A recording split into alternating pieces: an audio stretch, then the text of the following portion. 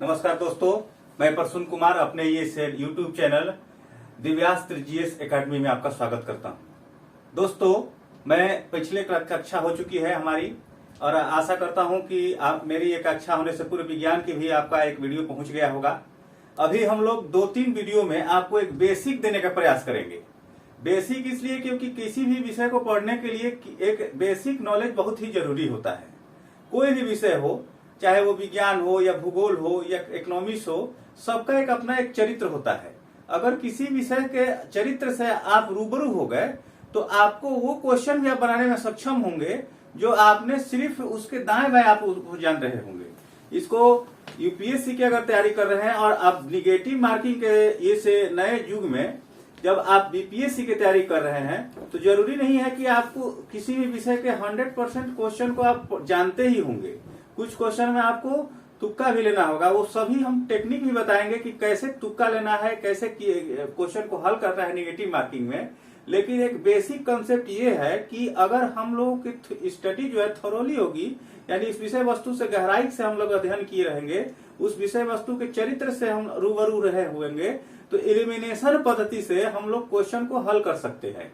कि कोई कहता है कि निगेटिव मार्किंग में सारा मार दो, अरे मारने के लिए एबीसीडी तुक्का बंद कर तो कोई मार देगा, लेकिन उसको आप दिमाग लगा के एलिमिनेशन पद्धति से आप हल करेंगे तो आपको क्वेश्चन की वहां पर संभावना सही होने की ज्यादा बढ़ जाएगी।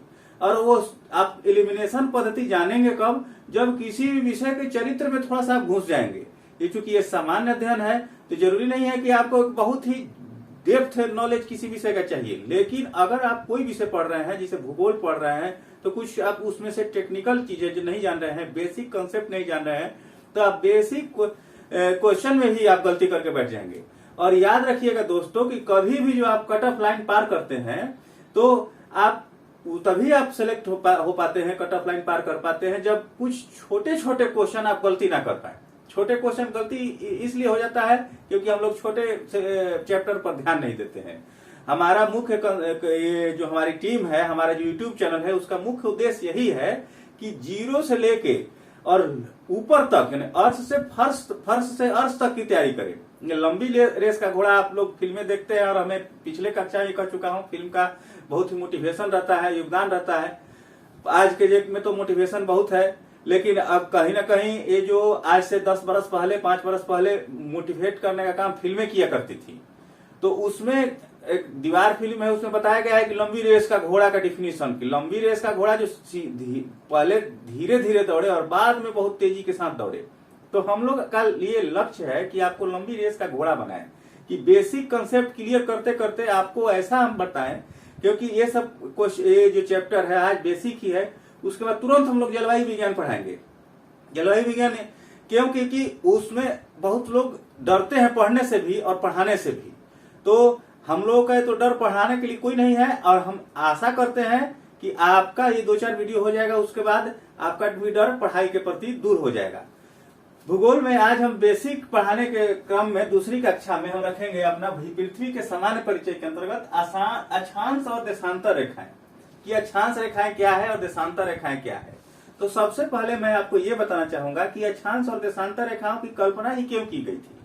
अक्षांश और देशांतर रेखाएं की कल्पना की गई कि पृथ्वी पर किसी स्थान के बारे में निश्चित दिशा या निश्चित स्थिति जानने के लिए कि हम वो कहाँ है, इसीलिए अक्षांश और देशांतर, मान लीजिए कि कोई जगह है ए, तो अक्षांश और देशांतर अगर हम इसके बारे में जानते हैं तो हम लोग के लिए आसान होगा कि ये जो जगह है कहाँ है। आज के डेट में तो बहुत सारे जगहों का नाम ले लिया गया है, नाम रख दिया गया है, तो कोई भी जगह का, जैसे कि पटना ही है, आप कोई कहेगा पटना है तो आप तुरंत आपके मन में ये आ जाएगा। लेकिन जब अक्षांश से देशांतर रेखाएं का ये जो संकल्पना हुई आज से करीब करीब 2000 वर्ष पहले, जब हमारे नाविक लोग थे, उस समय भी ये करीब करीब एक चलता था कि किस दिशा में जाना है, कैसे जाना है, तो उसमें अक्षांश देशांतर रेखाओं का बड़ा ही योगदान होता था कि कौन स्थिति, कौन जगह, कहाँ अक्षांश कहाँ देशांतर से जुड़ी हुई है। तो अक्षांश और देशांतर किसी भी स्थान की अवस्थिति ज्ञात करने के लिए होती है।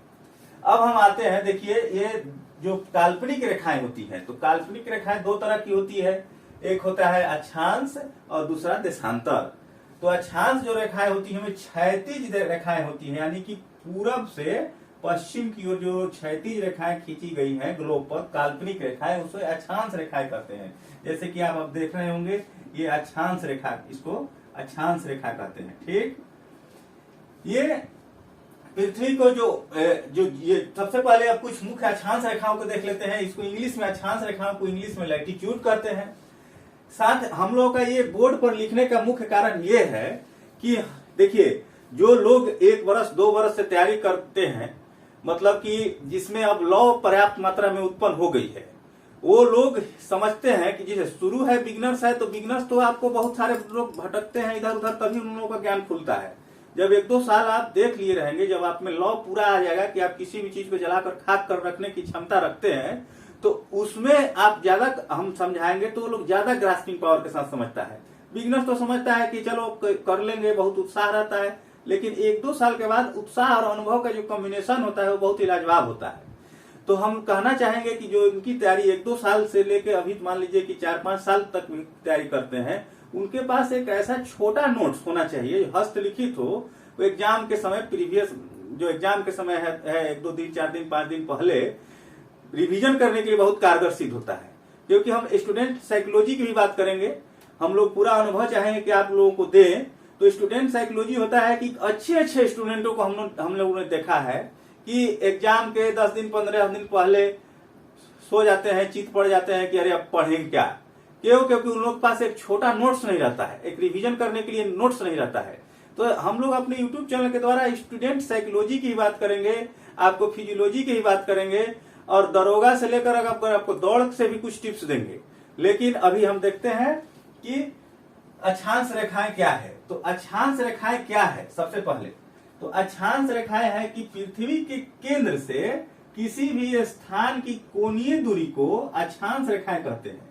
या तो कहते हैं कि पृथ्वी के जो है भूमध्य रेखा से 0 डिग्री अक्षांश से किसी भी स्थान की कोणीय दूरी, मतलब कि कोण से हम लोग नापते हैं, कोई भी मान लीजिए कि 1 डिग्री है, तो यहाँ पर 1 डिग्री ऊपर ये ऐसे अक्षांश रेखा हो गया। मान लीजिए कि यहाँ पर 45 डिग्री, तो 45 डिग्री ये जहां पर जाएगा, यहाँ पर इसको मिलाएंगे तो अक्षांश है डिग्री कोण। और अक्षांशों के मिलाने से जो रेखा बनती है उसे अक्षांश रेखा कहते हैं। मतलब कि पृथ्वी के केंद्र से किसी भी स्थान की कोणीय दूरी को उसका अक्षांश, और अनेक अक्षांश बिंदुओं को मिलाने वाली रेखा को अक्षांश रेखा कहते हैं। ठीक, तो अक्षांश का परिभाषा समझ गए कि किसी भी पृथ्वी के केंद्र से किसी भी स्थान की कोणीय दूरी को अक्षांश कहते हैं। और उस अक्षांश बिंदु, अनेक बिंदु होंगे, किसी भी कोणीय दूरी यहाँ पर बदलती जाएगी, अनेक बिंदु होंगे, अनेक बिंदुओं को जब मिला दिया जाएगा तो अक्षांश रेखा का निर्माण होता है। ठीक, तो सबसे पहले थोड़ा सा दिशा से संबंधित कंसेप्ट क्लियर कर लें कि दिशाओं की संख्या होती है 10। आपको ये पूरा, आप नक्शा में, ज्योग्राफी में कभी भी जो दिशा होती है, नॉर्थ उत्तर ऊपर की ओर होता है, साउथ नीचे की ओर, ईस्ट अपने दाहिने ओर, और वेस्ट बाएं ओर। ठीक, इसी प्रकार नॉर्थ और ईस्ट के बीच में नॉर्थ ईस्ट, साउथ और ईस्ट के बीच में साउथ ईस्ट, वेस्ट और साउथ के बीच में साउथ वेस्ट, और नॉर्थ और वेस्ट के बीच में नॉर्थ वेस्ट, और ऊपर और नीचे, इसलिए 10 दिशाएं होती हैं। सबसे पहले आप दिशा का कंसेप्ट बहुत ही क्लियर कर लीजिए, क्योंकि दिशा के कंसेप्ट से आने वाले समय में, आने वाले चैप्टर में हम लोग हवाओं के बारे में देखेंगे कि व्यापारिक हवाओं की दिशा किस तरह से होती है, पछुआ पवनों की दिशा किस तरह से होती है, पूर्वा पवनों की दिशा किस तरह से होती है। अगर आपको दिशा संबंधित कंसेप्ट नहीं क्लियर होगा तो भूगोल जो है बोरिंग लगने लगेगा। एक ऐसे फिगर भी हम लोग देखेंगे जो कि हम लोग स्केप कर देते थे, मैं भी स्केप कर देता था, और हम 80% लड़के भी स्केप कर देते हैं। एनसीईआरटी का जो फिगर है कि पवनों की दिशा कैसी कैसी है, अगर आपको दिशा का ज्ञान कंसेप्ट क्लियर नहीं है तो वहां पर आपको वो बहुत ही हार्ड चैप्टर लगने लगेगा। तो देखते हैं अक्षांश रेखा जो 0 डिग्री जो है, जो पृथ्वी के 2 बराबर भागों में बांटती है, ये 0 डिग्री अक्षांश रेखा, जिसको हम कहते हैं विषुवत वृत्त, विषुवत वृत्त, या ये इसको कहते हैं इक्वेटर, इंग्लिश में इक्वेटर। इसको प्रधान, ये विषुवत वृत्त के साथ भूमध्य रेखा भी कहते हैं कि पृथ्वी, भू माने पृथ्वी, मध्य माने बीच से होकर गुजरने वाली। तो भूमध्य रेखा या विषुवत वृत्त के ऊपर में उत्तरी गोलार्ध है, और दक्षिण में दक्षिणी गोलार्ध कहा जाता है। ठीक, अब आइए कुछ महत्वपूर्ण अक्षांश रेखाओं के बारे में हम थोड़ा सा जानेंगे। ये विषुवत हो गया। विषुवत वृत्त के बारे में 2-4 फैक्ट है। सबसे पहले कि यहाँ विषुवत वृत्त पर सूर्य की किरणें सालों भर सीधे पड़ती है। ठीक, तो जब सूर्य की किरणें सालों भर सीधे पड़ेगी तो यहाँ गर्मी की मात्रा क्या होगी, अधिक होगी। तो किसी भी एक कॉन्सेप्ट है, विज्ञान का भी कॉन्सेप्ट है, आप भूगोल में भी ये जान लीजिए कि जब गर्म कोई भी प्रदेश होगा तो वहां पर प्रेशर क्या होगा, हाई होगा कि लो होगा। प्रेशर जब हो गर्म जैसे ही होगा वहां पर एक लो प्रेशर का क्रिएशन होगा। मतलब कि वहां हवाएं जो होंगी वो फैलेंगी, अपसरित होंगी। अपसरित अपसरित ये शब्द ऐसे हैं कि इनको मित्रता कर लीजिए, कन्वर्जेंस डाइवर्जेंस। मतलब कि हवाएं जो है चारों दिशा में वहां से भागेगी गर्म होके, क्योंकि गर्म होने पर देखते ही है जब गर्म आदमी भी हो जाता है तो जल्दी से भागता है कहीं पर। उसी तरह से हवाएं भी जब गर्म हो जाती है तो उस स्थान को छोड़ती है, इसलिए वहां लो प्रेशर की स्थिति उत्पन्न होगी। यहाँ पर सालों भर संवहनीय वर्षा होगी। ठीक, गुरुत्वाकर्षण का मान विषुवत रेखा पर कम होता है। ठीक, गुरुत्वाकर्षण का मान विषुवत रेखा पर कम होता है। फिजिक्स में ही पढ़ेंगे कि गुरुत्वाकर्षण का मान यानी कि जी का मान कहाँ सबसे ज्यादा और कहाँ कम होता है। तो गुरुत्वाकर्षण का मान विषुवत रेखा पर कम पड़ता है। ठीक, जो विषुवत रेखा है वो विषुवत रेखा को एक जायरे नदी है, जायरे या कांगो नदी भी कहते हैं इसको। कांगो नदी 2 बार काटती है जो अफ्रीका में है। ठीक, और विषुवत रेखा विक्टोरिया झील से भी होकर गुजरती है। विषुवत रेखा विक्टोरिया झील से गुजरती है। आप थोड़ा सा मैप देखिए और पता लगाइए कि विक्टोरिया झील से किस नदी का उद्गम होता है। ठीक, तो मैप से भी आपको दोस्ती करना है। भूगोल अगर आपको पढ़ना है तो मैप से भी दोस्ती करना है। हम लोग ऐसा बताने का प्रयास करेंगे कि जितना भी हम चीज पढ़ा रहे हैं आप मैप में भी पढ़ लीजिएगा। ठीक, अब दूसरा है भूमध्य रेखा के बाद कर्क रेखा।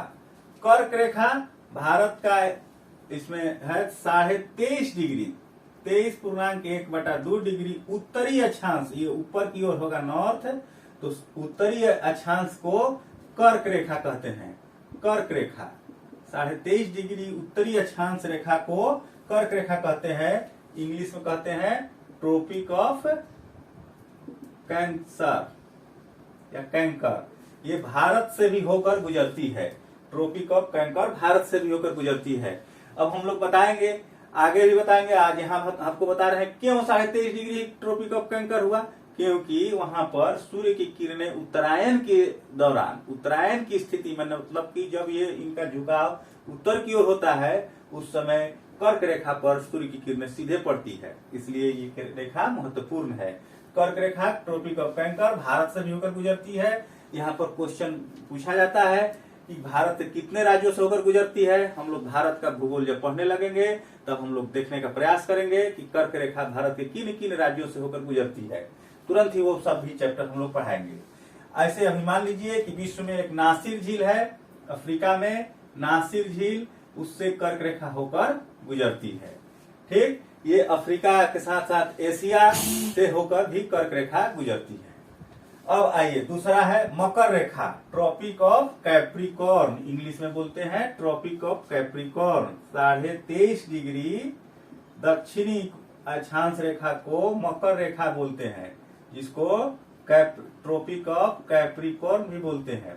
कैप्रिकॉर्न माने मकर रेखा। ये मकर रेखा क्यों होता है, क्योंकि सूर्य के जब दक्षिणायन स्थिति होती है वहां पर सीधे रेखा यहीं पर ट्रॉपिक ऑफ कैप्रिकॉर्न पर भी पड़ता है। अब यहाँ पर एक बहुत ही, अगर आप पुस्तक पढ़ेंगे, पुस्तक बिना पढ़े हुए यार आपको बेसिक यूट्यूब चैनल्स जो है, अब सब्जेक्टिव नॉलेज वाले यूट्यूब चैनल बिना देखे हुए आपको गुजारा नहीं है, क्योंकि आज के डेट में नेगेटिव मार्किंग का दौर है। नेगेटिव मार्किंग अगर आप चाहिए कि 1000 क्वेश्चन 10,000 क्वेश्चन आप प्रैक्टिस कर लीजिए और जाइए वहां परीक्षा में, आपको मैं दावा के साथ कर रहा हूं कुछ याद नहीं रहेगा।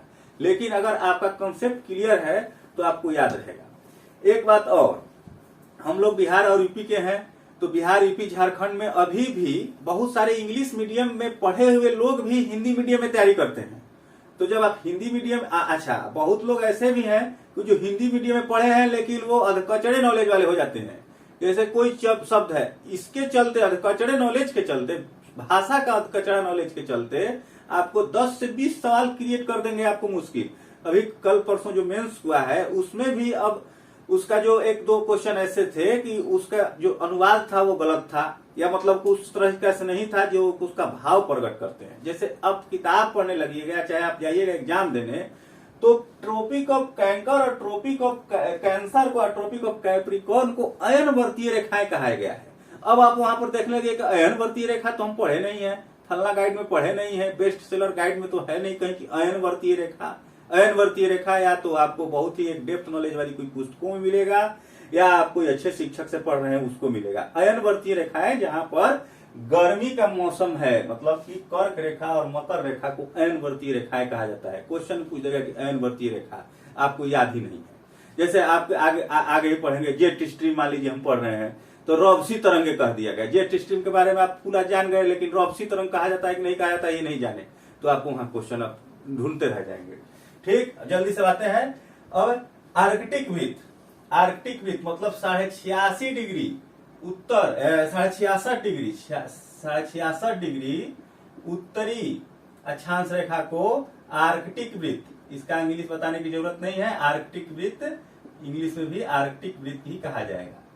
यहाँ इसके बाद जो है आपको शीतोष्ण शीत जलवायु का प्रदेश प्रारंभ हो जाता है। ये अयन वर्तीय रेखाएं मतलब कि कर्क रेखा और मकर रेखा के बीच ग्रीष्म अक्षांश रेखा का एक बहुत बड़ा योगदान ये भी है कि यहाँ पर कटिबंध कटिबंध का निर्धारण करती हैं। दो अक्षांश रेखाओं के बीच के भाग को कटिबंध कहते हैं, या इसको इंग्लिश में कहते हैं जोन। ये हुआ जोन, ये हुआ जोन। तो ये हुआ ग्रीष्म, यहाँ पर ग्रीष्म ऋतु की प्रधानता है कर्क और मकर रेखा से। कर्क रेखा से आर्कटिक वृत्त या अंटार्कटिक वृत्त पर हम बढ़ेंगे 66.5 डिग्री, 23.5 से 66, तो समशीत उष्ण, इसको जहाँ शीत और उष्ण की प्रधानता हो, माने समान मात्रा में हो। और आर्कटिक वृत्त में 66 से जैसे ही बढ़ेंगे ध्रुवों की ओर, तो यहाँ पर शीत ऋतु का आगमन हो जाता है, जिसमें यूरोपीय उत्तरी यूरोप के देश शामिल है। 90 डिग्री नॉर्थ को उत्तरी ध्रुव बोलते हैं। कहीं कहीं पुस्तकों में लिखा गया है कि जो 90 डिग्री नॉर्थ या 90 डिग्री साउथ जो है बिंदु के रूप में है, लेकिन अभी नया शोध के अनुसार कुछ जो पुस्तकें लिखी गई है नए एडिशन में, उसको वो भी लोग सर्किल के रूप में ही कल्पना करते हैं कि 90 डिग्री को एक सर्किल के रूप में बनाए। उससे आपको ज्यादा कंफ्यूज नहीं होना है। 66.5 डिग्री साउथ, 66.5 डिग्री साउथ को अंटार्कटिक वृत्त कहते हैं, अंटार्कटिक वृत्त। ठीक, अब आप समझ गए होंगे कि इसका निर्धारण के पीछे सबसे बड़ा उद्देश्य क्या है कि पृथ्वी के जोन का निर्धारण करना, कटिबंध का निर्धारण करना कि पृथ्वी में कौन से जो कटिबंध का ये किस किस रेखा के बीच में कौन कटिबंध होंगे। साथ ही साथ किसी स्थिति, किसी वस्तु के या देश की स्थिति का निर्धारण करने में अक्षांश रेखाओं का महत्वपूर्ण योगदान है। और आप सबको एक बार रट लीजिए, याद कर लीजिए, क्योंकि अंटार्कटिक वृत्त कहाँ है तो तुरंत आपको माइंड में होना चाहिए कि 66.5 डिग्री नॉर्थ या साउथ की बात हो रही है, आर्कटिक वृत्त की क्या बात हो रही है। तो अच्छा, एक और है अश्व अक्षांश। अश्व अक्षांश आप कोई पुस्तक पढ़िएगा, गाइड पढ़िएगा, कहीं से भी कोई नोट्स पढ़िएगा, कोई पेड कोर्स पढ़िएगा, तो उसमें अक्ष अक्षांश के भी एक आता है। तो अक्ष अक्षांश कहाँ है तो 30 से 35 डिग्री उत्तरी या 30 से 35 डिग्री साउथ के रेखा को अश्व अक्षांश कहते हैं। अश्व अक्षांश क्यों नाम पड़ा, क्योंकि वहां पर जो है हवाओं का कन्वर्जेंस फिर होता है, मतलब कि दो दिशाओं में आकर हवाएं वहां मिलती है, इसलिए वहां पर जो हवा शांत होती है, उस शांति के चलते वहां पर जो ये आपको पुराने जमाने में जब पानी के जहाज से व्यापार होता था, उस व्यापार पानी के जहाज को चलने में कठिनाई होती थी, तो कुछ घोड़े, पहले तो घोड़े का ही कारोबार अधिकतर हुआ करता था क्योंकि युद्ध प्रधान हमारी अर्थव्यवस्था थी, तो उस घोड़े को आप फेंकना पड़ता था, तो इसलिए क्योंकि उस जो जहाज थोड़ा हल्का हो जाए आगे की ओर बढ़े, इसलिए उसको अक्ष अक्षांश का नाम दिया गया है। तो ये सब ऐसे कुछ अक्षांश रेखाएं हैं जो कि आपको जानना बहुत ही महत्वपूर्ण था, और उससे क्वेश्चन ही पूछे जाते हैं कि ये 23.5 डिग्री उत्तर को क्या कहते हैं, दक्षिण को क्या कहते हैं, आपको क्वेश्चन भी पूछे जाएंगे। अब आइए तुरंत आप देखते हैं उसी समय देशांतर रेखाएं। देशांतर रेखा क्या है तो ध्रुवों से ध्रुवों की ओर मिलाने वाली लंबवत रेखाएं को, वो कैसी रेखा थी, अक्षांश रेखाएं, क्षैतिज रेखाएं थी। वो ध्रुवों से ध्रुवों को नहीं मिलाती थी, वो एक वृत्ताकार थी। ये जो रेखाएं हैं लंबवत रेखाएं हैं जो ध्रुवों से ध्रुवों मतलब कि 90 डिग्री नॉर्थ यानी उत्तरी ध्रुव और 90 डिग्री साउथ मतलब दक्षिणी ध्रुव को आपस में जोड़ती है। तो ध्रुवों से ध्रुवों के बीच में जोड़ने वाली को रेखा को देशांतर रेखा कहते हैं। इनकी संख्या कितनी है? 180 ठीक, मतलब कितना हो गया? 8 8 360। कुछ महत्वपूर्ण देशांतर रेखाएं भी हैं। 0 डिग्री जैसे देशांतर रेखा है, 0 डिग्री देशांतर, ये कहां से होकर जाती है? ग्रीनविच से। ग्रीनविच, सारे देश ने मिलकर 1884-85 में निर्णय लिया कि ग्रीनविच जो कि यूनाइटेड किंगडम में है वहां से होकर गुजरती है, उस रेखा को 0 डिग्री माना जाए। क्योंकि कोई भी रेखा को 0 डिग्री माना जा सकता है क्योंकि पृथ्वी गोल है। तो हम लोगों ने सुविधा को ध्यान में रखते हुए और कहीं ना कहीं जो कि विश्व में अधिकतर देशों में ब्रिटेन का ही राज था, इसलिए उसको ध्यान में रखते हुए वहां के ग्रीनविच से गुजरने वाली जो देशांतर रेखा है उसको 0 डिग्री माना गया। अब 0 डिग्री के दाएं साइड में जाने पर ईस्ट और बाएं साइड में जाने पर वेस्ट की स्थिति उत्पन्न होती है। एक देशांतर से दूसरे देशांतर के बीच में अगर हम जाएंगे तो इसकी जो दूरी है वो 111 किलोमीटर है और समय कितना लगता है? पृथ्वी को एक देशांतर से दूसरे देशांतर में जाने में 4 मिनट का समय लगता है। तो इस तरह से अगर हम आगे की ओर बढ़ते हैं मतलब कि ईस्ट की ओर बढ़ते हैं तो 4-4 मिनट का प्लस पॉइंट होते चला है। अब तो पहले रेडियो का जमाना था, अब तो मोबाइल का है, अब तो स्मार्टफोन है, अपने आप समय सेट कर देता है। लेकिन रेडियो के जमाने में बोलता था कि ग्रीनविच के समय, जैसे बीबीसी सुनते थे लोग पहले, तो बताता था कि ग्रीनविच के अनुसार ये है और भारत के अनुसार समय ये है। तो ये अब लेकिन फिर भी अभी भी इसकी जो है इम्पोर्टेंस कम नहीं हुआ है। तो जब हम पूरब की ओर जाएंगे तो समय में 4 मिनट का ये बढ़ोतरी होगा। उसके पहले हम थोड़ा सा देख लेंगे स्थानीय समय और मानक समय को। पहले 180 डिग्री देशांतर, इसी तरह से ये जो है 180 डिग्री देशांतर, सारा देशांतर तो सीधा है लेकिन 180 डिग्री देशांतर थोड़ा थोड़ा कुछ कुछ भागों में मोड़ा गया है। 180 डिग्री देशांतर मोड़ा क्यों गया है? क्योंकि ये एशिया और अमेरिका के बीच में जो बेरिंग जल संधि है, बेरिंग जल संधि होकर गुजरती है। 180 डिग्री जो देशांतर है ये ईस्ट और वेस्ट एक ही है, ईस्ट और वेस्ट एक ही 180 डिग्री ईस्ट और वेस्ट कहते हैं। इसको मोड़ा इसलिए गया क्योंकि यहाँ पर बीच में कुछ कुछ द्वीपीय देश थे, तो उनको आप तिथि, ये 180 डिग्री जो तिथि रेखा भी कहते हैं, मतलब कि ये तिथि का निर्धारण करता है, डेट का निर्धारण करता है, तो कंफ्यूजन ना हो इसलिए यहाँ पर मोड़ दिया गया। पूछता है कि क्यों मोड़ा गया, कितने बार मोड़ा गया? तो जब हम इस 180 डिग्री देशांतर से ईस्ट की ओर जाते हैं तो एक दिन माइनस हो जाता है। ठीक, जैसे कि अगर मंगलवार को चले तो वहां पर एक दिन माइनस हो जाएगा। और 180 डिग्री देशांतर के हम लोग वेस्ट की ओर जाते हैं तो एक दिन का प्लस हो जाता है। ये VVIMP है, ये हमेशा क्वेश्चन पूछता है। अगर आप बढ़िया से ध्यान नहीं दिए हैं तो आपको गलत होने की संभावना 100% है। 180 डिग्री देशांतर के बाद हम देखते हैं स्थानीय समय और मानक समय, जो कि बहुत ही इंपॉर्टेंट है। स्थानीय समय मतलब ये हुआ कि मान लीजिए कि हम ये 82.5 डिग्री पूरब की जो एक मान लीजिए की रेखा है ईस्ट, 82.5 डिग्री ईस्ट, इसमें हर एक जगह पर मान लीजिए यहाँ बज रहा है अभी 6 बजे शाम PM, तो उस देशांतर पर हर एक बिंदु पर 6:30 बजेगा। ठीक, वो हर एक देशांतर पर 6 ही बजेगा, वहां पर समय कम बेसी नहीं होगा। उसी को कहते हैं लोकल टाइम या स्थानीय समय।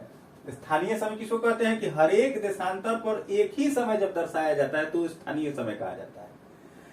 और मानक समय, स्टैंडर्ड समय क्या होता है? तो मानक समय ये होता है कि कोई भी देश अपना एक जो बीचों बीच देशांतर रेखा गई है, कोई जैसे भारत की देशांतर रेखा है, में 2 घंटे का मान लीजिए कि भारत है, वहां अगर ये मान लीजिए कि इसको हम, ये हमारा भारत है, तो ये पूरब और पश्चिम में 2 घंटे का समय का अंतर है, 2 घंटे का समय का अंतर है। तो अब मान लीजिए कि अरुणाचल प्रदेश में बज रहा है 6, गुजरात में बज गया 8, तो उसको कैसे होगा, तो उसको एक अपने सुविधा के लिए कोई भी देश अपना सुविधा के लिए एक बीचों बीच करीब करीब होकर जाती है। एक से अधिक भी हो सकता है, जैसे अमेरिका में, रूस में, ऑस्ट्रेलिया में एक से अधिक भी देश मानक समय का एक चलन है, लेकिन भारत में अभी एक ही है कि बीचों बीच जो देशांतर रेखा गुजर रही है उसको एक अपना मान लिया रेखा कि इस रेखा पर जो बजेगा वही रेखा जो है पूरे भारत का एक स्टैंडर्ड टाइम होगा, चाहे वो कितना ही हो गया। ठीक, तो मानक समय क्या है, कोई भी देश अपना एक निर्धारित करता है अपने से। देशांतर रेखाओं का एक हिंदी ये भी है, यमयोत्तर रेखा है, यमयोत्तर रेखा। कहीं कहीं आपको पुस्तकों में यमयोत्तर रेखा ही पढ़ने को मिल जाएगा, देशांतर रेखा को भी। तो भारत का जो मानक समय 82.5 डिग्री ईस्ट है, 82.5 डिग्री ईस्ट है, जो कि ग्रीनविच के समय से 5 घंटा 30 मिनट आगे है। ठीक, ये क्वेश्चन बहुत VVIP है कि हमेशा पूछता है SSC का एग्जाम, BPSC का एग्जाम, BPSC तो ट्रेंड चेंज कर रहा है, लेकिन मिल सकता है क्योंकि प्रीवियस ईयर को आप क्वेश्चन को नजरअंदाज करके नहीं जा सकते हैं। तो ग्रीनविच से 5 घंटा 30 मिनट आगे है भारत का समय। अब यही हो जाता है, कभी कभी एक मैथमेटिक्स भी दे देता है कि मान लीजिए ग्रीनविच में बजा है 4, तो 12 डिग्री ईस्ट पर कितना बजा होगा, तो आप 12 में 4 से गुना कर दीजिए, क्योंकि एक देशांतर से दूसरे देशांतर जाने में 4 मिनट का समय लगता है। तो 12 चौक 48 मिनट। तो अगर ग्रीनविच में बजा है 4 PM तो 12 डिग्री ईस्ट पर हो जाएगा 4:48 मिनट। ये थोड़ा सा मैथमेटिक्स भी कहीं कहीं पूछता है, एक ट्रेंड चलता है, फिर ट्रेंड आ सकता है। ऐसे क्वेश्चन पहले के मतलब ऐसे 5-7 साल पहले पूछे जाते थे, आगे भी पूछे जा सकते हैं। तो एक अब ये हुआ मोटा मोटी आइडिया अक्षांश और देशांतर रेखाओं के बारे में। अगर आपको कोई अगर प्रश्न है तो आप कमेंट बॉक्स में बताइए। हम क्लास को ऐसे और कैसे इंप्रूव कर सकते हैं ये हम भी सोच रहे हैं, आप भी थोड़ा सा हमको आप बताइए। ये जो क्लास है हम चाहते हैं कि इंटरटेन भी आपका हो और इंटरटेन के माध्यम से भी आप पढ़ें। आगे हम देखेंगे कि पृथ्वी की गतियां किस तरह से होती है। अगर ये क्लास हम लोग का अच्छा लगा तो आप उत्साहवर्धन कीजिए, चैनल को लाइक, सब्सक्राइब और शेयर कीजिए। जय हिंद।